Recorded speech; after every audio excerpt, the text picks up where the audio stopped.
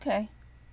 In the last 48 hours or so, two of my favorite all-time people have posted that they're going to be having documentaries done on them.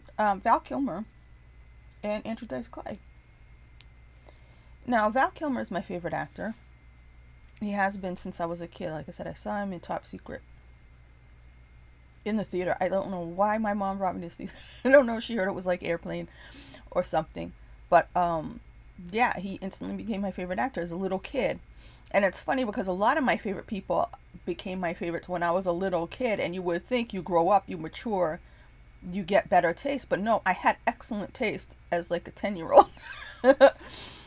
So, where things were just better when I was 10.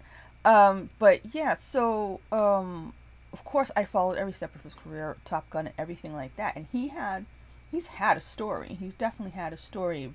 Val was at one point very much on top. He wasn't, like I said, Tom Cruise became the big guy. That's why Tom Cruise is the star of Top Gun and Val's Iceman. But Val was very much in demand.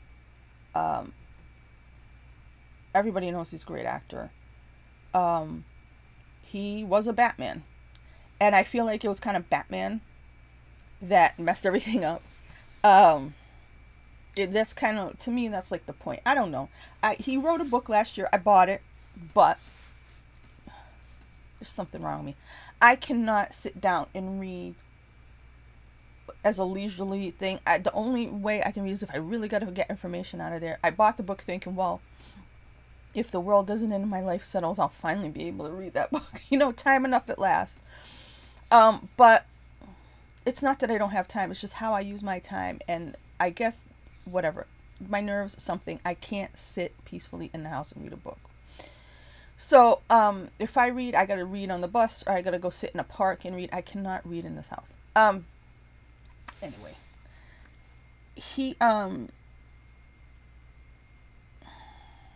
At some point, he got a reputation of being difficult. I know he turned down so many big roles.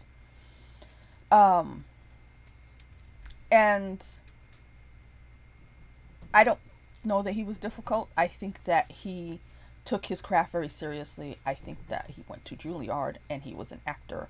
Even though he was gorgeous and popular, he was an actor, where a real one, and that's why. And I'm really happy to see how many kids who do the reaction videos are now coming to know him. And, because you can see reaction videos for Heat and Tombstone and Top Secret. And it makes me happy. As I said before, I have no business doing it, but I get happy for my favorite people, my favorite actors and stuff. And then, and if something bad happens, I feel bad. Now, he had this whole ranch and stuff, I think in New Mexico. I think it was New Mexico. He lived this whole kind of life.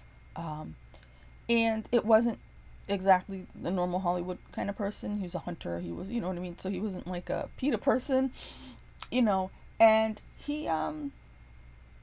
he was his own person, and he was not false. I don't think he was falsely humble or any of that stuff. What do you call it? False modesty. Practice that.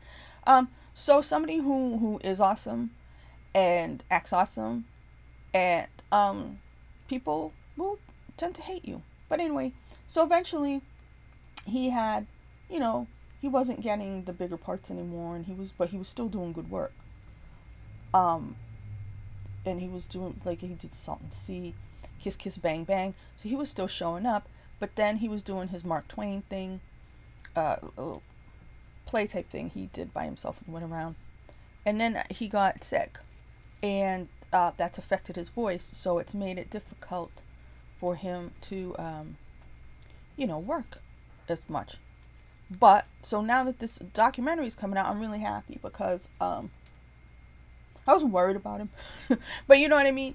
You hope that people will win, especially if you know they're good people. And it's just that other people were jealous, because that's what happens. I forgot, there was something Oprah said once, and she was quoting somebody else, and I never found the actual, saying or whatever it's supposed to be. It was something like, the mediocre will always attack the excellent, or something like that. And I've seen that with so many people I've been a fan of. That's why I speculate. That's why I want to know what's going on with people, because I want to defend them when, you know, not that anybody cares what I say, but just there's a voice out there saying, hey, wait a minute. You know, what are you attacking this person for? What's your real motivation, you know?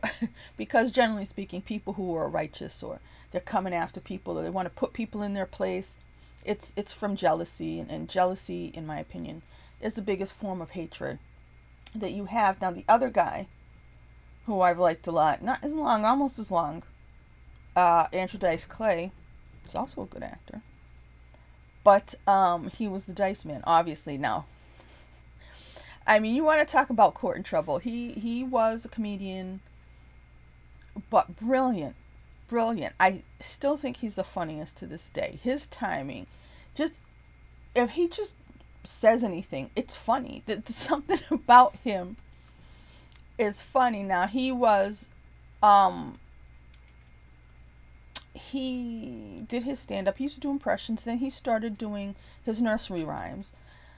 He also was an actor, though, and I watched him on Crime Story when I was in high school. I think it was already repeats.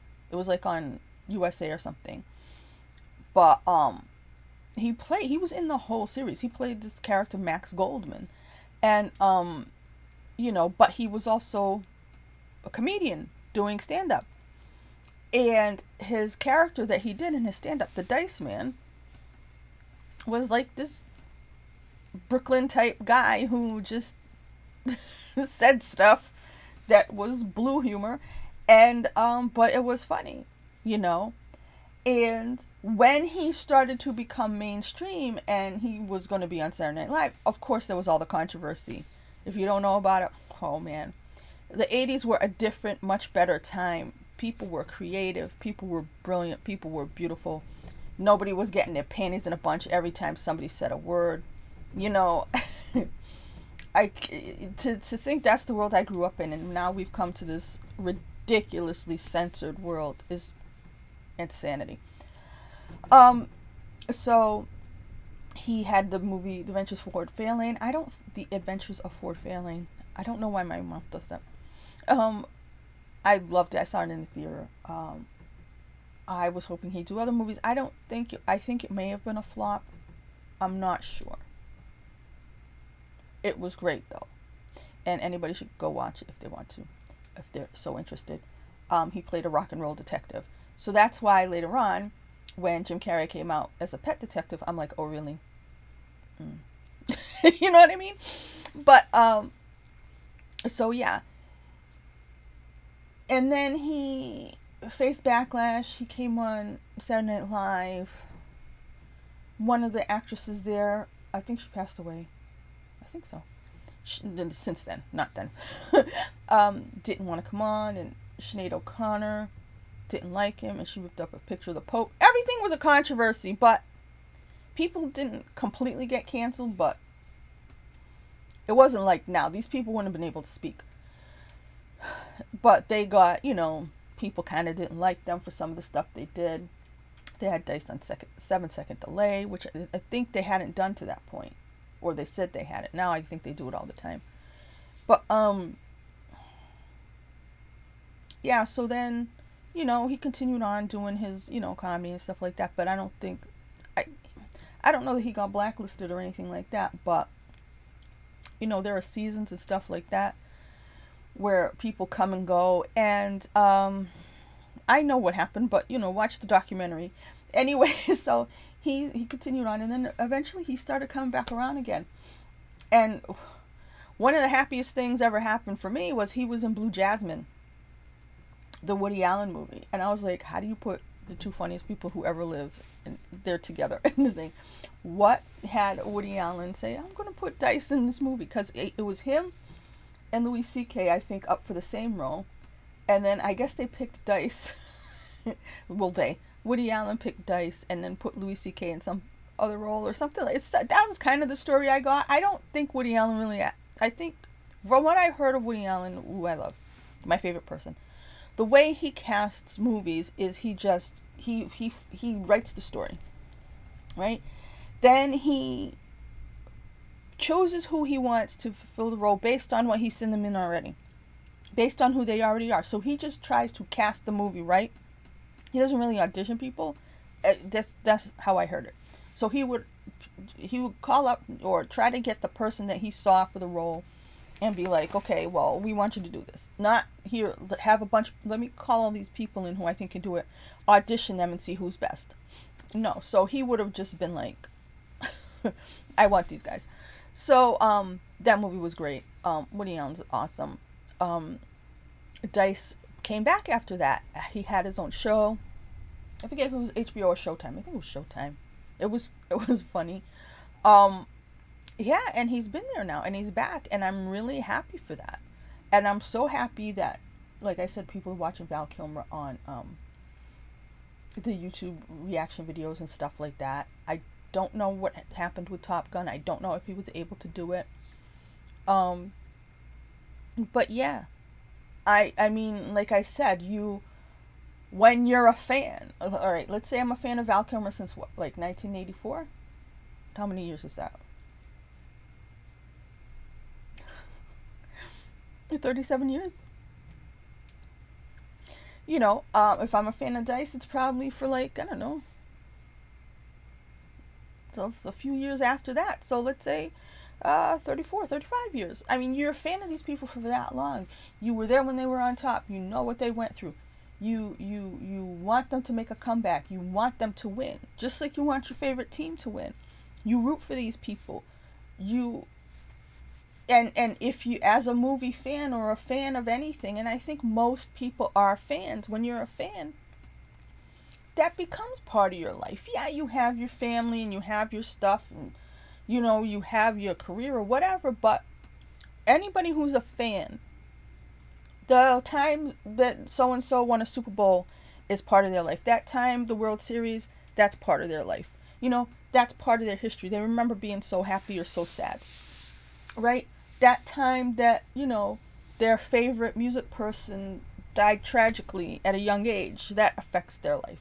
You know what I mean? So it matters. And I, as a fan of these two guys, just the fact that they've both announced documentaries, like I said, within 48 hours of each other, I'm just like, these are two of my favorite guys. You know, Val's my favorite actor. Dice is my favorite comedian. I like them both as people, from what I know of them. Sure, they would probably both be canceled a billion times for stupid reasons, but I hate cancel culture. This is why. I like people who are bold and brash and who know that know their worth and know they're awesome. And the haters, real haters, are people who just sit there being jealous. You know, if you criticize or you say you want somebody to be in a movie, that's not hating people. That's not hating. If you like people, you want what's best for them, whether you know them personally or not. I'm happy that they're getting some recognition now after everything they've both been through. And I'm really excited to see both these projects, if I'm around. But yeah, that makes me happy. Where everything else is crappy, those two getting documentaries and stuff, that makes me happy.